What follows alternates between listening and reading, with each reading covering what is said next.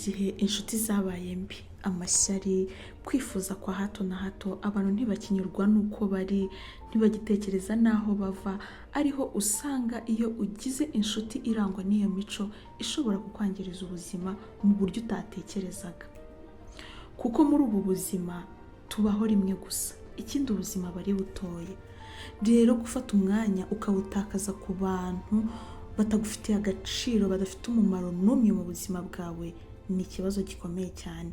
Niyo mpamvu nabateguriye ibintu 5 gusa byagufasha kwirinda inshuti mbi zitari z'umumaro mu buzima bwawe, inshuti itatuma utera imbere, inshuti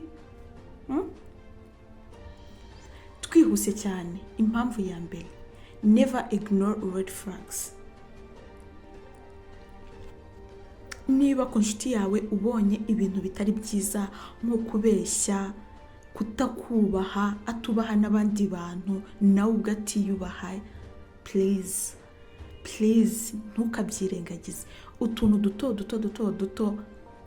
ugenda ubona ku bantu bagiye bari around yawe, ujye utwitondera, ntukatwirengagize, ujye uturebaho neza, ntukizere ibyo umuntu akubwira iki. Just weho reba ibintu akora. Uvuga ati uyu muntu ibintu ari gukora yagakwiye kuba ari inshuti yanjye. First of all, ndashaka kwerekeza ahangaha. Umuntu nshaka mu buzima bwanjye ni umuntu umbibamo imbuto yo kutabeshya, yo kubaha bagenzi banjye. So niba ndi kumwe n'uyu muntu akababeshya, akaba tubaha abantu, ahubwo akaba atiyubaha, harya buriya turi kumwe mu buzima bwanjye, harya ngamfashe iki? Close red flag. Uwo muntu ntabwo aba akwiye kuba inshuti yawe. Ikintu cya kabiri, don't let peer pressure control you. Ntugatume ikigare kigukontorora. You get? Nimba ufite ahantu ushaka kujya, ahantu ushaka kwerekeza, ntukagendere like niba akavuga ngo baciye aha nawe bagiye, byabereye aha wagiye. Niba uyu munsi wasetinze kuvuga ati uyu munsi turi ku cyumweru, uyu munsi ndajya gusenga, ni urugero 10:00, inshuti zawe from nowhere ugiye kubona barakwandikiye ati please uyu munsi turajya gusura abashuti bacu, ikindi haraba hahiye nijoro. Wanababwira yuko uri bujye gusenga, ntibabyumva, bakavuga ati please you have to be with us, ntabwo dushaka kujya kure yacu. Like bagahora bakujyana mu bintu bitandukanye n'uko bishaka. Ntugatume rero bagukontorora, ntugatume ugendera like mu kwaha kwabo. Wowe ibyo ushaka ukora ibyo ipfa kuba ari byiza. So abantu nk'abo, niba ufite inshuti nk'izo zidashaka kumva ibyawe cyangwa se ngo zishyigikire umurongo uri kujyamo, izo si inshuti zawe, nta nubwo uzikeneye rwose. Twihuse cyane, ikintu cya 3, stop sharing all your secret. Urukumva, ntugasharinge like ntukavuga amabanga yawe yose. Ntago abantu bose bakuri iruhande ari abizerwa.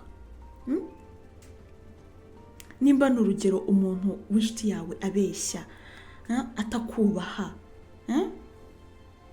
atabasha kurinda ijambo rye, and warangiza ukambwira amabanga yawe, so utekereza yuko atazajya kubivuga ahandi?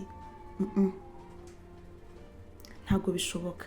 Rero niba mu nshuti ufite ushobora kuba wahagarika kubabwira amabanga, izo nshuti zawe means yuko utazizera. So kugira inshuti mu buzima bwawe utizera ntabwo bibaho. Niba utayizera ntabwo waba umufite nk'inshuti yawe, kuko muri ubu buzima ukeneye umuntu wizera, ukeneye umuntu ubwira ukaruhuka, ukeneye umuntu ubona ukumva urishimye.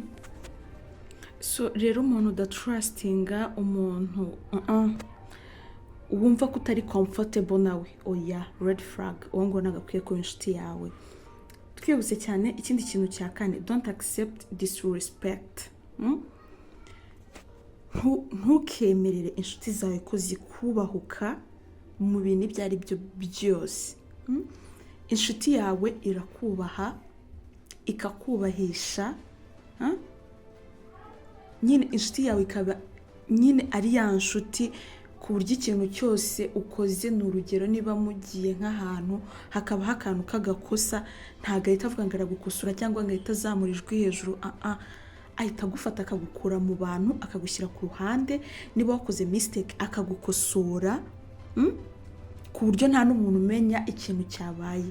Iyo nshuti niyo ngiyo ukeneye, inshuti itazigera ikubahukwa mu bantu, ikubahukwa mu bandi bantu, mu zindi nshuti. Iyo nshuti ntabwo uyikeneye. Ikindi kintu cya gatanu, avoid negativity. Hari inshuti tugira bahora always ari negativity, nyine ari abantu bahora bari negative mu buzima bwabo, nta positivity bagira. Ari abantu bahora bagosipinga bavuga ku bandi, ari bantu bahora bagira utese ubu ngubu nabivuga gute, bahora complaining ibintu byose, nyine bahora bajudging utuntu utamenye, nyine bahora mu tuntu tw'udutiko. Mu cyimbo cyo kuba mwakwicara mukaganira kuri business ushaka kuzabateza imbere mu gihe kizaza, mu gihe mushaka kwicara mugatekereza ku bintu byubaka, ibintu byubaka igihugu, ibintu bibahesha ishema, ibintu bibahesha agaciro, bari kwirirwa bavuga ku bandi ngo ushanga uzi runaka ngo mana yagiye mwumvaga ejo twara, nyine bamuvugayo utuntu tutari sawa. Bari kwirirwa bakomplaining utuntu twose, nyine nta kintu cyiza baba bari kuvuga, always baba bavuga ibintu bibi gusa. Uwo muntu ntabwo umukeneye. Oya, nimba hari igihe cyo kuvuga ibintu byiza ni ukubivuga, n'ibibi bigaragara ukabivuga, ariko abantu bahora bavuga ibibi gusa nta cyiza bashobora kubona, abo bantu ntabwo bakeneye nk'inshuti zawe. Ba bantu uzaba wagiye nabo bakakuvuga, kuko niba mwicarana bakagosipinga abandi, bakavuga abandi, bagakomplaininga ibindi, nawe umunsi mutazaba muri kumwe bazaba bari kukuvugaho, bakuvuga utuntu, bakomplaininga ibintu bimwe na bimwe kandi bagiye bakubeshya ko ari byo. Abo bantu ntabwo bakeneye nk'inshuti zawe. Ikindi cya gatandatu, don't stay in one side friendship. Ntukajye ku ruhande rumwe. Oya, jya kuma like nabivuga gute, mugafashanya hagati yanyu, ntihabemo gutsikamira abandi. Uri kumva? Ni urugero, niba musohotse, kandi ndeke kuvuga gutyo, cyangwa se niba muri nko mu rugo, kankoresha urugero nk'urwo ngurwo, muri nko mu rugo hari imirimo myinshi, hari ibintu mugomba gukora, ugasanga nyine bari kubigushyiraho byose, urabikoze, se wakoropye, wakoze ibiki, bo baricaye bari guscrollinga amatelefone, bari ku social media, bari kwiryohereza, like nta kintu na kimwe bagufasha. You get, baje kugusura kugira ngo bagufashe mukorane utuntu, muze kugira ute, bo baricaye bategereje kubakira, ntibashaka kugufashaho n'ikintu na kimwe. Niba mupanze kujya muri fete runaka, cyangwa se mupanze fete yanyu, ugasanga ari kuvuga ati ngo shanga uhoya ngo niwe mukire, ngo niwe ufite amafaranga, ngo niwe ugomba gucontributinga menshi, ngo twebwe ngo ntayo. Inshuti zishyira hamwe uko byagenda kose, nta byo kuzanamo ngo yari hejuru ngo yari hasi. Yego, bose ntabwo baba bameze kimwe, ariyo mpamvu nabwiye ati buri wese aba agomba kumenya urwego ariho, hakavamo ibintu by'amashyari. So iyo hajemo kuvuga ngo weho ngo ugira amafaranga menshi, ngo wewe ngo babimeze gutya, ngo ugomba gukora ibi ngibi, ni ya mico itari myiza twavuze y'ubuntu bw'ubushyari, kutanyurwa n'uko ari. Abo bantu ntabwo bakeneye mu buzima bwawe. Abantu ukeneye mu buzima bwawe ni abantu mugira equal, like mu balancing. Cool. So number 7, ikintu cya karindwi ari nacyo cya nyuma, ntukagire ubwoba bwo kuba uri wenyine.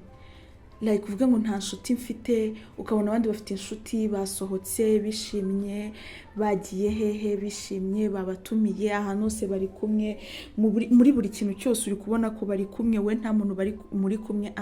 Ntukagire ubwoba bwo kuba uri wenyine. Hari igihe ushobora kuba uri wenyine akaba ari byo biguha amahoro, bikaguha umutuzo, kuruta uko wagira abantu benshi bari toxic, kuruta uko wagira abantu benshi bataraba ubumaro mu buzima bwawe.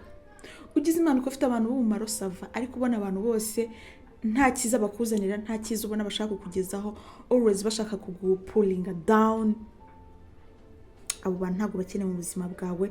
You have to be alone. Iyo ubaye uri wenyine ugashyiraho boundaries zawe, inshuti zirizana, kandi ukanareba koko niba zikwiriye kuba inshuti zawe, kuko twibuke yuko good friends lift you higher but friends pulls you down.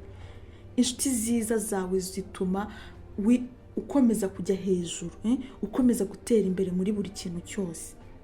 Niba wakoze amafuti mu bintu byawe bakakugira inama, aho wakoze neza bakagushimira bakagushyigikira, ariko inshuti mbi always ziba zikubwira ibintu bitari sawa, zifite utuntu tw'udushyari, zifite utuntu tw'utugosipa aho ngaho utamenya, ari babona bazahora bagushyira hasi uhora utekereza ibintu bitari byiza. Abo bantu ntabwo bakeneye mu buzima bwawe. Thank you so much for today. So don't forget to subscribe, share and comment.